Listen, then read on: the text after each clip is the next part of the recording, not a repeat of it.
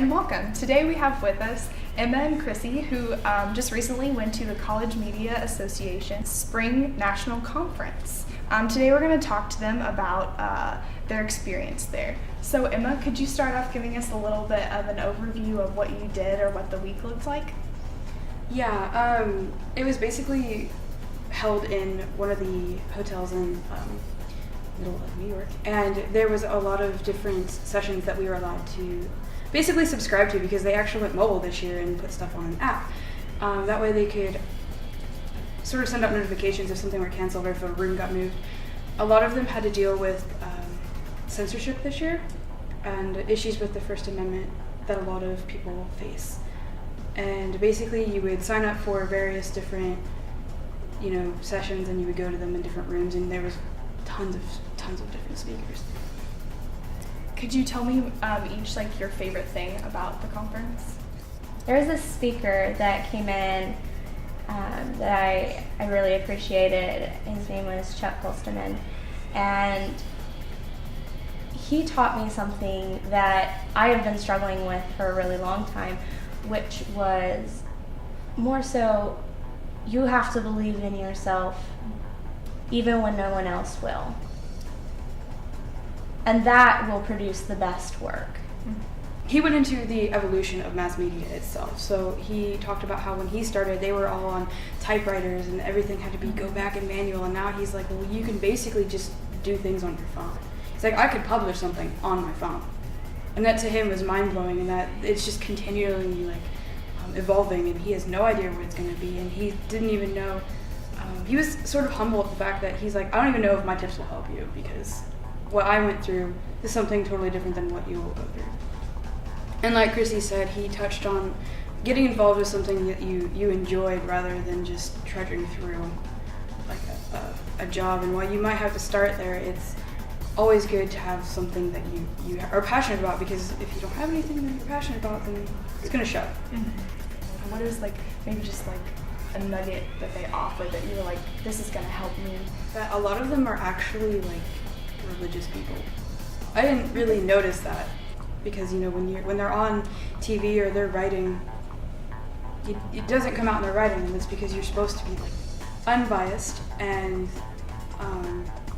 but it was and another thing that I learned was flexibility. For journalism, be flexible. Don't be so set in your ways, and always be open-minded.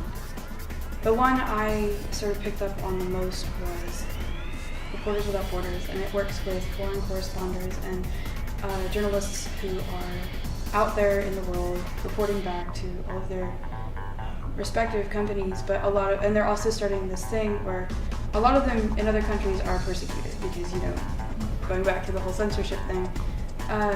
And so what they're starting is putting chapters on campuses to help raise awareness for this, because a lot of people, while you hear about it in the news, they don't think about it.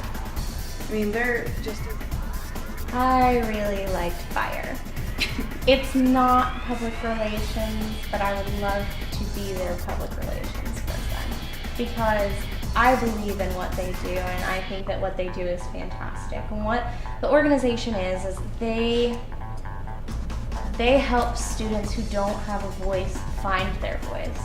They help them to figure out what to say and how to say it right. I think we're going to wrap it up, but first I would just ask, as a prospective student who might be interested in this conference next year, why, just in a few words, should they go?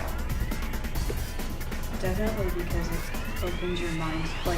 Being on such a small campus, you kind of forget that the world's out there. And when you're there, you're in the metropolitan hub of everything media related, excluding film. That's LA. But for journalism, it's literally there in New York. You've got so many different companies within walking distance.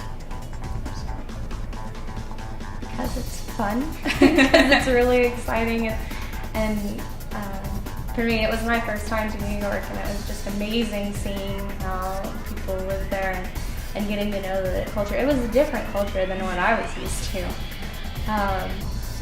but also because of the people there. I mean, I made tons of really good relationships during this conference that I loved. I mean, I didn't know them for more than much of 2 days. We were there for about 2 days.